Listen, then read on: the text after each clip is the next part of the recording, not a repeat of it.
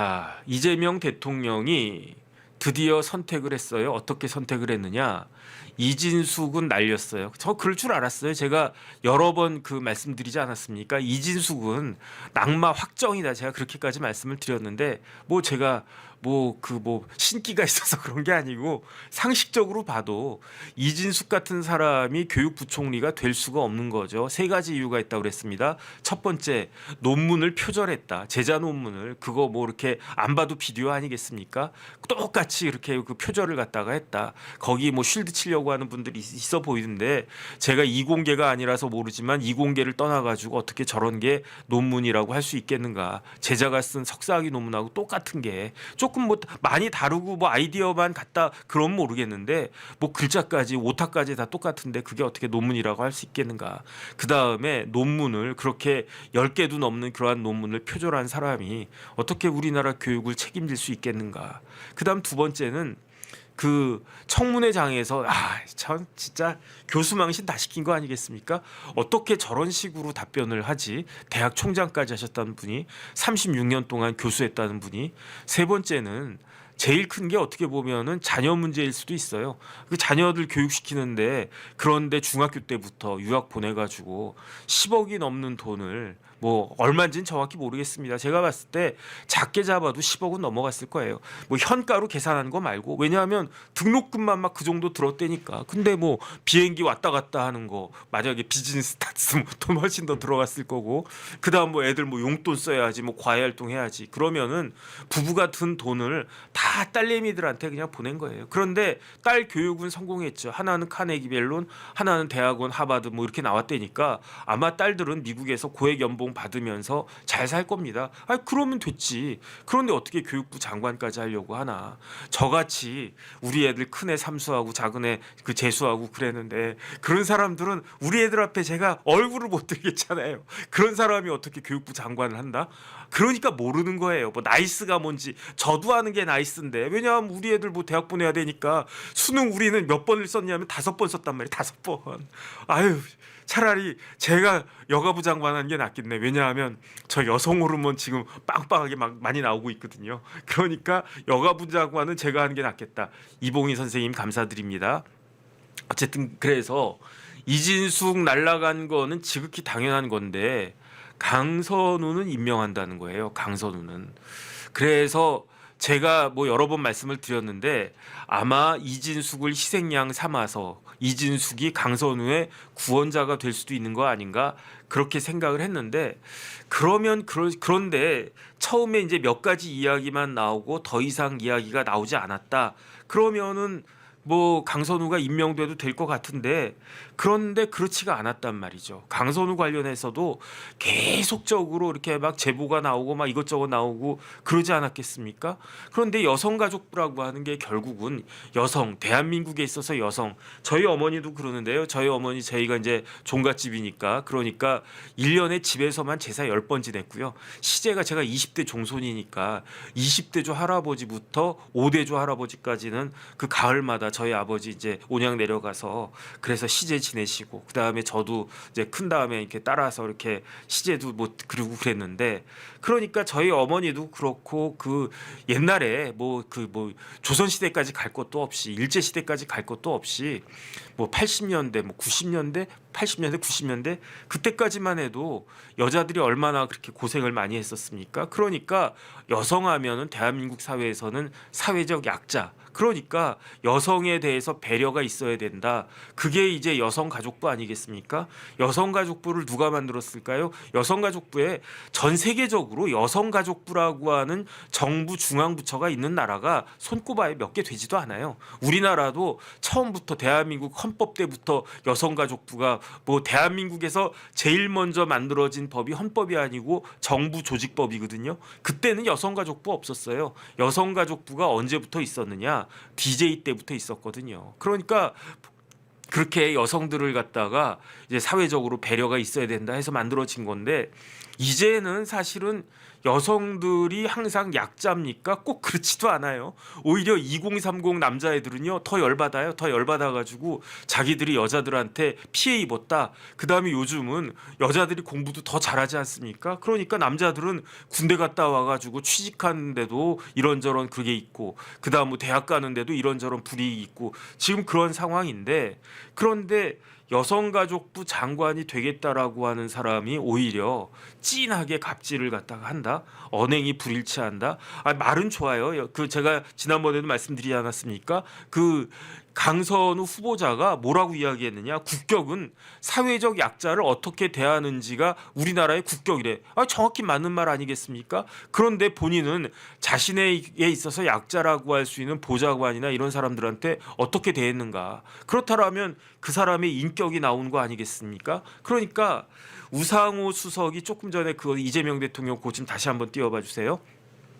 이재명 대통령이 이진숙은 날리고 그 강선우는 살린다, 이 이야기를 우상호 수석이 이야기를 갖다가 했는데, 우상호 수석이 이렇게 왜 날리고 왜 살리는지에 대해서 설명을 못했어요. 못했는지 안 했는지 모르겠어요. 거기에 대해서 난 뭐 그 여당에다가 물어봐라. 여당 지도부 지금 당 대표가 없으니까 김병기 원내대표한테 물어봐라. 그 이야기는 뭐겠습니까? 할 말이 없다는 이야기잖아요. 이분 있으되 할 말이 없다. 유구무원이다. 그런 생각이 드는데, 그런데 왜 그 유구무원이었겠는가? 이재명 대통령은 왜 강선우는 살리고 이진숙은 날렸겠는가? 일관성이 있어요. 이재명 대통령은 뭐 어떤 일관성이 있느냐? 비명은 횡사고 찐명은 횡재다, 이런 일관성은 있는 분 같아요. 그러니까 이진숙이 찐명입니까? 아니잖아요. 이진숙은 그냥 어찌어찌 해가지고 그래 뭐 이런 사람 있다니까, 뭐 교육부 총리, 뭐 이재명 대통령 입장에서는 교육부 총리가 그렇게 중요해 보이지도 않을 수 있죠. 왜냐면 뭐 애들 다 컸으니까, 아직 뭐 손자들도 없고 하니까. 그러니까 뭐 아무나 시키지, 뭐 이왕이면 뭐 여자 시키지, 뭐 누가 있을까? 아이고, 최초의 국립대 그 총장을 했던 여자 총장이 있습니다. 거기에다가 이공계입니다. 거기에다가 지방대 출신이고요. 거기에다가 서울대를 10개나 만든답니다. 괜찮네 해가지고 임명해 보려고 했더니 눈살 탁 찌푸려지는 거야. 뭐 이런 사람이 다 있어. 누가 추천한겨 이거? 뭐 충청도 사람이 추천한겨? 막 이러면서 그러니까 이미 이재명 대통령은 하나 날려야 되겠다. 그러면은 이진숙 날려야 되겠다. 이 생각을 했었을 거고요. 그런데 친명은 어떻게 된다? 친명은 횡재한다. 이걸 갖다가 자신의 지지자들한테 이재명 대통령은 정치를 그래도 뭐 성남시장부터 쭉 해온 사람이기 때문에 아는 거예요. 그래가지고 나한테 잘 보이면 내가 끝까지 책임진다라고 한 모습을 보여줘야 되겠다. 그게 누구다? 그게 강선우다. 그래가지고 강선우는 임명을 한다. 그런데 이제 강선우 후보자는 선을 갖다가 이렇게 왔다 갔다 하는 거예요.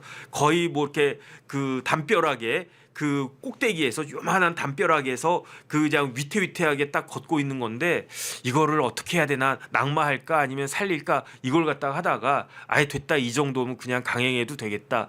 더군다나 이재명 대통령에 대한 지지율이 그 떨어지지를 않았다라고 그랬었어요. 그 다음에 국민의힘 지지율은요 20%도 무너졌어. 19%. 그러니까 뭐 이 정도면 그냥 막 나가도 되겠네. 강선우 임명되게 한 가장 강력한 지지자가 누구였느냐? 제가 봤을 때 국민의힘이에요. 국민의힘. 오죽 할 게 없었으면, 오죽 그 우습게 보였으면 국민의힘이 그렇게 반대하고 그래도 그냥 임명했겠습니까? 국민의힘은요 그 이재명 대통령과 민주당 입장에서는 안중에도 없어 보이는 거예요. 그러니까 오히려 더 신경 쓰이는 게 민주당 보좌관 협의회, 민보협, 그다음 참여연대, 근데 여성단체 셋 중에서는 참여연대가 아마 제일 신경 쓰이지 않았을까 그랬는데, 만약에 여당이 강력했으면 이재명 대통령 같이 그렇게 이제 그 뭐라 그럴까, 실용주의에 능한 분이 강행을 할 수 있었을까요? 제가 봤을 땐 그렇지 않은데, 그 국민의힘이 워낙 허약하니까 그냥 내 맘대로 하지 뭐, 이렇게 가지고 임명을 하려고 했던 것이 아닌가, 저는 그런 생각이 드는데, 그래서 저는 좋다, 그러면 뭐 강선우 후보자가 장관으로 임명되겠지, 뭐 대통령이 이렇게 마음을 먹었는데, 그 다음에 대통령도 그렇고 강선우 후보자도 그렇고 여당도 그렇고 이렇게 얼마 정도 이렇게 뭐 국민의힘에서 떠들다가 지들 자중질환 뭐 뭐 이렇게 불러일으키는 가운데 그냥 쑥 들어가겠지 이렇게 생각을 했을 것 같았는데 그런데 조금 전에 속보가 떴어요. 그 속보 좀 띄워봐 주세요. 속보가 어떤 속보가 딱 떴느냐? 제가 조금 전에 돌직구 끝나고 라방할 때 김진 앵커가 속보가 떴네요 그런 거예요. 그래서 속보가 딱 떴는데 어떤 속보가 떴느냐? 이번에는 전직 여가부 장관이 폭로한 거예요. 제가 봤을 때 저는 보좌관들은 폭로 못할 것이다라는 생각을 했어요. 왜냐하면 보좌관들이 폭로를 했는데 그걸 대통령이 철벽 방어를 갖다가 했잖아요. 여기에서 보좌관들이라고 하면 울트라 을인데 국회의원 밑에 있어서는 국회의원한테도 울트라 을이 보좌관들인데 대통령이 쉽게 말하면 강선우 임명하겠다 더 이상 잔소리하지 마라 이런 거 아니었겠습니까? 그런데 어떤 보좌관이 대통령을 상대로 해가지고 이런 의혹도 있습니다라고 폭로를 갖다 할 수 있었겠는가? 그러니까 보좌관들 입장에서는요, 보좌관 쪽에서는 더 이상의 폭로 안 나오고 속으로 불만이 있을 수 있고 그 다음에 자괴감이 느껴질 수도 있고 야 우리 민주당이 이런 민주당이었나? 뭐 역시 우리 민주당 이런 민주당이었구나 이런 식으로 자괴감을 느끼면 느꼈지 뭐 더 적극적인 그런 폭로는 있을 수가 없을 것이다라고 생각을 했는데 그래가지고 제가 듣기로는 SBS에서 더 진한 그러한 내용이 있대요. 그 뭐 그런 이야기를 제가 얼핏 들었어요.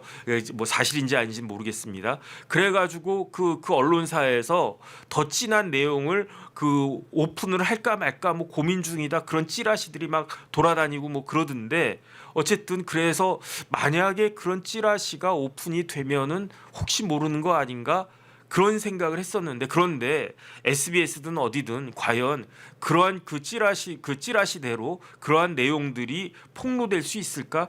저는 조금 의문이다 그 생각도 했었는데 이번에는 엉뚱한 데에서 갑질이 나왔어요. 그 갑질이 뭐냐면 정영애라고 전 여가부 장관 하셨던 분이에요. 그런데 뭐라고 이야기했느냐?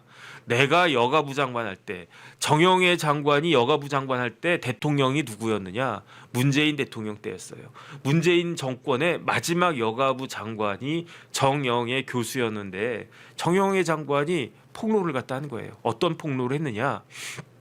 내가 여가부 장관이었을 때 강선우 의원이 나한테 뭐 전화를 했는지 찾아왔는지 그러면서 민원을 제기를 했는데 그거는 웬만하면 들어줬겠죠.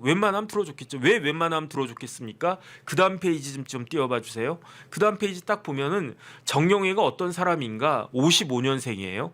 그러면은 강선우는 몇 년생이냐? 7, 8년생이라고 그랬어요. 그러면 78에서 55 빼면 몇 살 차이입니까? 23살 차이. 띠가 두 번이나 돌아가고도 한 살이 더 한 살이 모자라네. 띠가 두 번 돌아가려면. 그러니까 어쨌든 23살 차이인데 그거 보겠습니다. 대학을 어디 나왔습니까? 이대 나왔어요. 이대. 사회학과. 그다음에 강선우 후보자는 이대 무슨 과 나왔습니까? 영어교육학과 나왔는데 사범대학에. 그런데 대학원은 그 강선우 후보자가 아마 사회학 쪽으로 석사를 받았을 거예요. 왜냐하면 강선우 후보자 석사가 무슨 여성학 이런 쪽이니까 사회학 아니었겠습니까? 그다음에 정영애 후보자 박사를 이대에서 쭉 받았는데 쉽게 말하면은 강선우 후보자는 정영애 전 장관의 이대 23년 후배이고 그다음에 이대 대학원 그다음에 직계 대학원일 거예요. 사회학이니까. 그러니까 23년 후배가 찾아와가지고 선배님 그러면서 저 지금 강석갑의 강선우 의원인데요. 우리 그 강석갑에 이러이러한 문제가 있으니까 이 민원 좀 해결해 주실래요? 이렇게 물어보면 제가 장관이면 어떤 사람이 딱 찾아와가지고 대학교 후배래 그러면서 선배님 뭐 여자면 더 좋고 막 그러면서 저 어디 의원인데요. 이것 좀 해주실래요? 그러면 저 같은 사람 어떻게 하겠습니까? 그래 웬만하면 내가 해결해 주지. 근데 민원이 들어온 게 웬만하지 않았겠죠.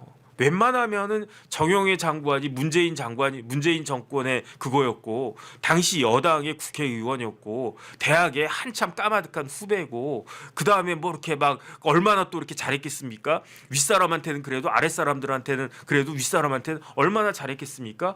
그러니까 웬만하면 들어주려고 했는데 딱 들어보니까 이거는 안 돼. 이거는 못 하겠는데 그러니까 강선우 후보자의 태도가 바뀌었다는 거 아니겠습니까? 아까 기사 다시 한번 띄워봐 주세요. 어떻게 바뀌었는가?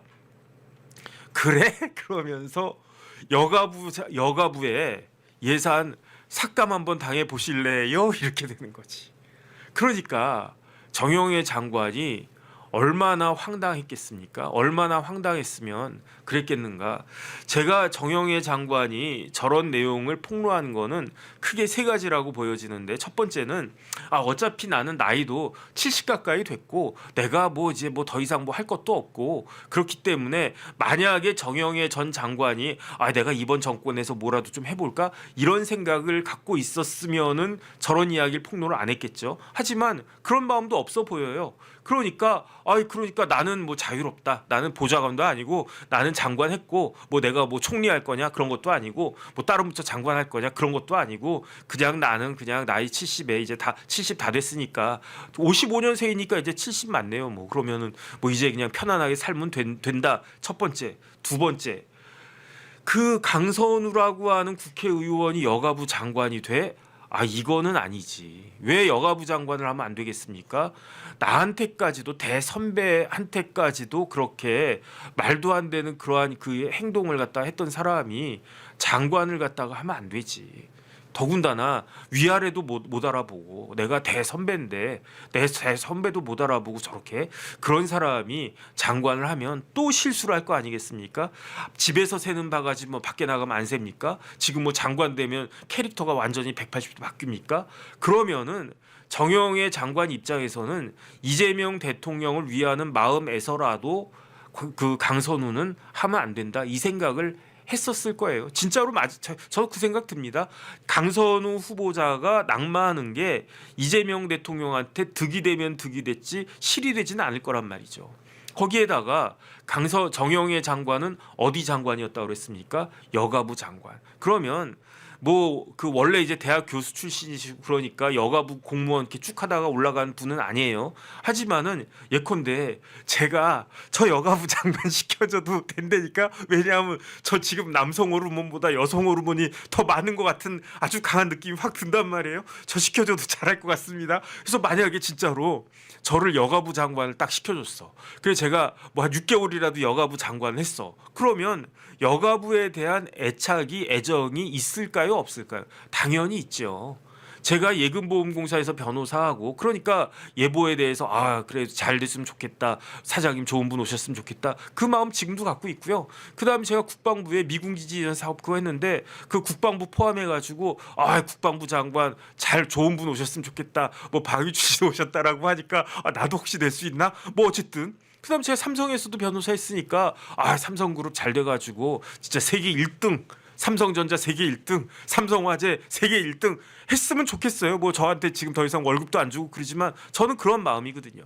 제가 만약에 여가부 장관 했으면 여가부 진짜 내가 진짜로 저 만약에 장관 시켜주면 저랑 같이 있었던 사무관들부터 주무관들부터 그다음에 과장 국장 실장님들 다 해가지고 밥도 잘 사고 막 그럴 것 같은데 시켜주면 안 되나? 어쨌든 정영애 장관은 여가부 장관 하셨던 분이잖아요. 여가부에 대해서 그다음에 그 사회학 그다음에 여성학 이런 쪽으로 전공하셨던 그런 분이니까 애착이 있는 거예요. 그런데 그 애착이 있는데 그런데 강선우 같은 사람이 여가부 장관이 되면 그러면 개인적으로 제가 나한테 대선배인 나한테 어떻게 저렇게 갑질을 하지? 그런 개인적인 감정을 떠나가지고 저는 여가부가 존속되는 게 필요한지 필요하지 않는지 잘 모르겠습니다. 하지만 정영애 장관 같은 경우에는 당연히 여가부가 있어야 되고 더 발전해야 된다라고 생각하지 않겠습니까? 그런데 정영애 장관 입장에서는 강선우 의원 같은 사람이 여가부 장관으로 오면은 오히려 여가부에 위기가 올 것이다. 이 생각이 들지 않았겠는가. 저는 그런 생각이 들어요. 그래가지고 그런 세 가지 이유로 저런 갑질을 폭로했는데 이거는 만만치 않지 않나 저는 그 생각이 들고요. 왜냐하면 이것만으로도 사실은 그 이재명 대통령이 아무리 그냥 강선우는 살린다 이렇게 공표가 됐어도 이것만으로도 지금 제가 봤을 때에는 조금 문제가 있는 거 아닌가 그 생각이 들고 그다음에 여기에다가 계속적으로 또 비슷한 또 그 폭로가 이어지게 되면 그러면 지금 정권 초기에 상당한 영향이 있을 수 있는 거 아닌가 그런 생각이 들고 그다음 페이지 좀 띄워봐 주세요. 그런데 저는 이런 생각까지 드는 게 왜 저런 생각까지 드느냐. 지금 왼쪽에 정청래 오른쪽에 김어준 이렇게 있지 않습니까? 그다음 페이지 좀 띄워봐 주세요. 지금 대통령이 내각을 꾸리느라고 계속 뭐 인사청문회 지난주 내내 했었고 그랬지만 이거는 행정부 내에서의 이야기이고 입법부에서 민주당에서는 지금 뭐가 벌어지고 있습니까? 민주당에서는 그 당대표 그 선거가 전당대회에서 그 민주당에서는 여당 대표로 누구를 뽑느냐 가지고 지금 치열하게 붙고 있어요. 그런데 저는 사실은 박찬대 후보가 당대표가 될 확률이 더 높지 않을까라고 생각을 했었거든요. 왜냐하면 대통령이 밀어주는 게 눈에 보이니까. 어땠습니까? 그 이전에 국민의힘에서는 윤석열 대통령이 됐을 때 당대표가 이준석이었어요. 뭐 이준석 뭐 쫓아냈다고 그랬죠. 제가 봐도 뭐 쫓아낸 거 맞는 것 같습니다. 잘 쫓아냈냐 못 쫓아냈냐 그건 뭐 모르겠지만 그리고 난 다음에 누가 당대표가 됐습니까? 많은 사람들이 별로 예측하지 않았던 사람이 당대표가 됐는데 그게 누구였느냐? 그게 김기현 대표였잖아요. 김기현 의원이 당대표가 돼? 이런 생각들 많이 하지 않았습니까? 그럼에도 불구하고 김기현 의원이 당대표가 됐는데 그건 누구의 힘이다? 대통령의 힘이다. 국민의 힘이 아니고 대통령의 힘으로 김기현 의원이 당대표가 됐잖아요. 그런데 지금은 그때랑 똑같아요. 정권에 이제 막 그 정권 출범한 지 한 달밖에 안 됐어요. 이제 한 달 보름밖에 안 되지 않았습니까? 그런데 대통령은 박찬대를 밀고 있는 것으로 저는 알고 있는데 그렇기 때문에 당연히 박찬대가 당대표 되겠지라고 생각을 했는데 충청도도 그렇고 영남에서도 그렇고 정청래가 거의 더블까지는 아니더라도 거의 뭐 37대 60이면 25% 차이? 야, 60대 30이면 더블 포인트 아니겠습니까? 야, 그러면 정청래가 자가 발전해가지고 민주당 그 사람들이 정청래 당대표 깜이지 뭐 누가 뭐래도 당대표가 돼야지 이래가지고 정청래 의원이 당대표 지금 저렇게 1등을 달리고 있느냐?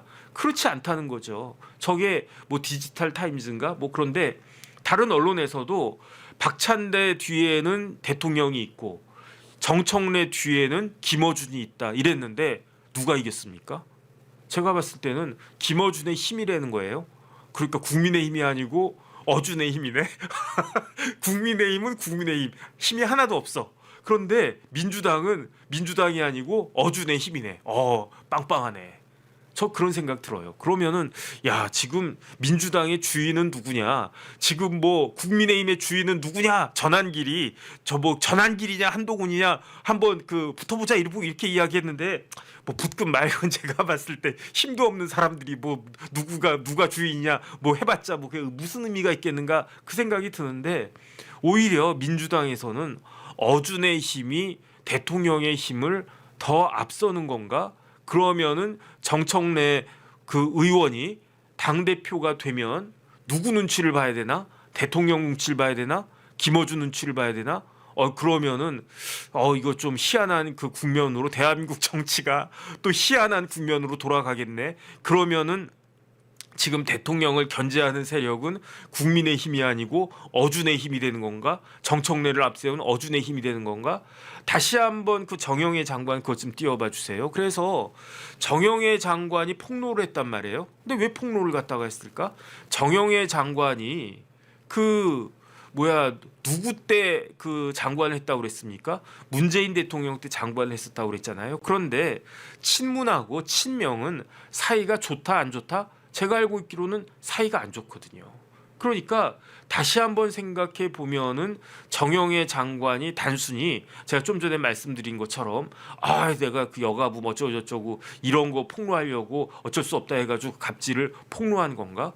어떻게 보면 김어준을 그 등에 업은 친문 세력들의 조직적인 어떻게 보면 그 조직화된 그러한 견제가 아닌가? 아 물론 뭐 강선우 후보자가 아무런 문제가 없는데 뭐 어거지로 한다 그건 아니잖아요. 그런데 그럼에도 불구하고 대통령이 그 강선우 임명한다 그냥 살린다 이렇게 말이 떨어지자마자 저런 폭로가 나오는 게 뭔가 좀 조직적인 냄새가 난다.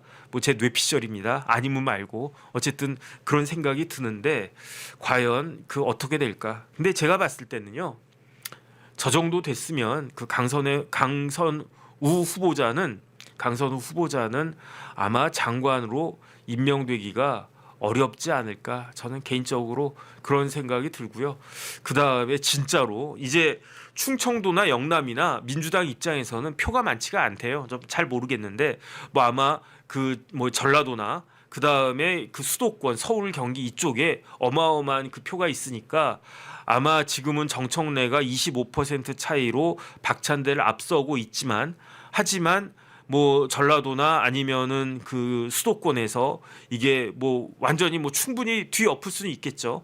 그래서 지금 뭐 그렇게 뭐 어준의 힘이 세다 이거는 조금 그 이른 바가 있다라고 저는 생각은 드는데 그럼에도 불구하고 심상치 않다. 그래서 뭐 국민의힘은 뭐 잘 모르겠고 그 민주당 당대표 지금 경선하는 그 전당대회가 굉장히 흥미롭고 어떤 결과가 나오느냐에 따라서 이재명 정권의 국정 방향이 상당히 좌지우지 되지 않을까 그런 느낌이 듭니다.